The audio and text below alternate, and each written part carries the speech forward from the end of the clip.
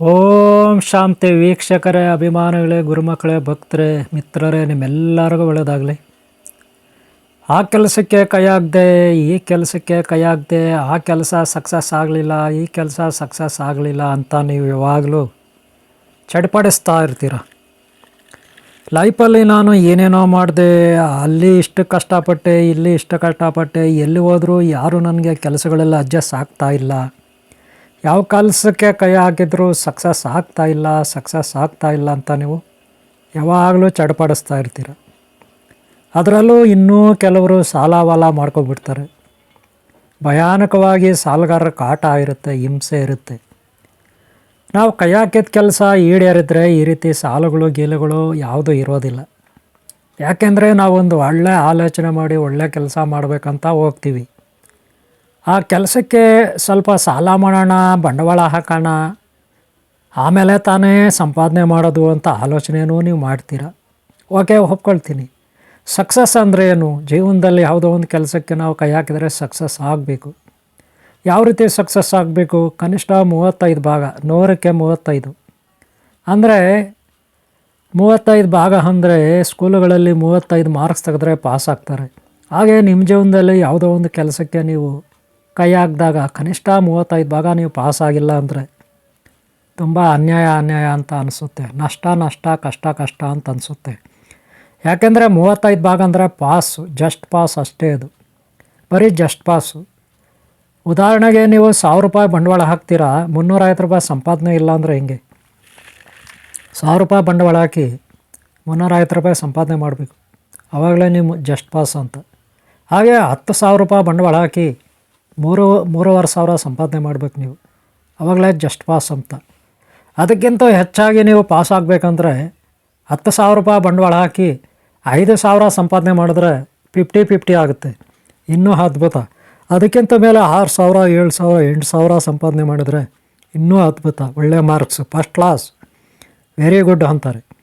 ಆದರೆ ಜೀವನದಲ್ಲಿ ನೀವು ಹಾಕಿರೋ ಬಂಡವಾಳ 10,000ನೋ 1,000ನೋ, ಆದರೆ ಲಾಸ್ಟಿಗೆ ಅದು 10 ರೂಪಾಯಿ ಬರಲಿಲ್ಲ ಅಂದರೆ ಮನಸ್ಸಿಗೆ ಎಷ್ಟು ನೋವಾಗುತ್ತೆ ಯೋಚನೆ ಮಾಡಿ. ಕಾರಣ ಏನು? ಈ ಸಕ್ಸಸ್ ಆಗಲ್ಲ ಅನ್ನೋದಕ್ಕೆ ಕಾರಣ ಏನು?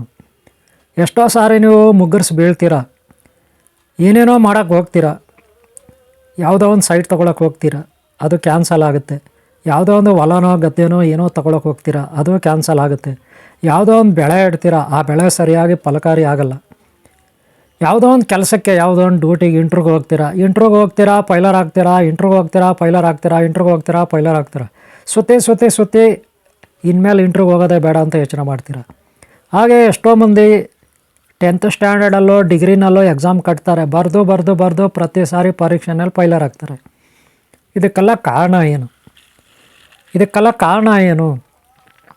ಅಷ್ಟೇ ಅಲ್ಲ, ಹೆಂಡ್ತಿ ಗಂಡ ಅಥವಾ ಲವರ್ಸ್ ಅಂತಾರೆ, ಪ್ರೇಮಿಗಳು ಅಂತಾರೆ, ಅಥವಾ ಮನೆಯಲ್ಲಿ ದೊಡ್ಡವರು ಚಿಕ್ಕವರು ಅಂತಾರೆ.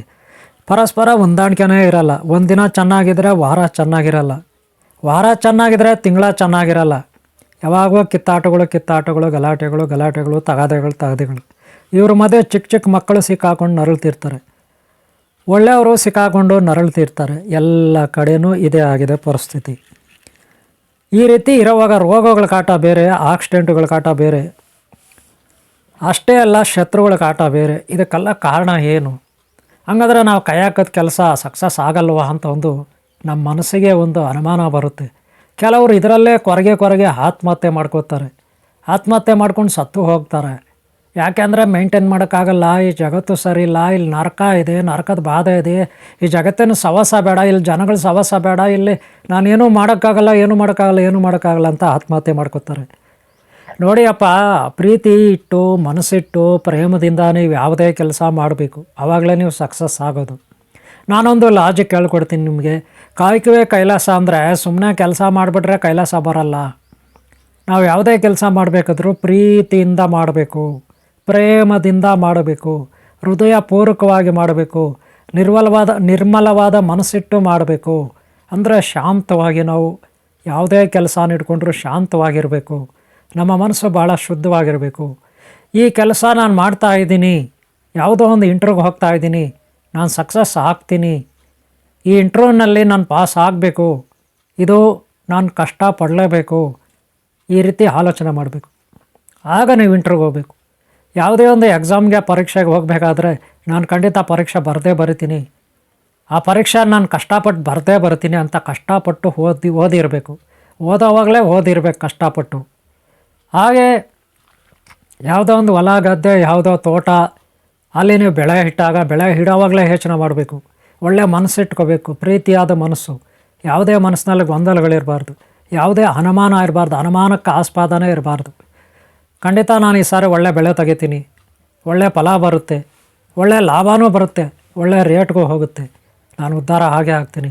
ನಾನು ಕಷ್ಟಪಡಲೇಬೇಕು ಅಂತ ಒಂದು ತೋಟ ಹೊಲ ಗದ್ದೆನಲ್ಲಿ ನೀಟಾಗಿ ಉಳುಮೆ ಮಾಡಿ, ಅಲ್ಲಿ ಕಳೆ ಗಿಳೆ ಕಿತ್ತು ಬೀಜ ಬಿತ್ತನೆ ಮಾಡಬೇಕು.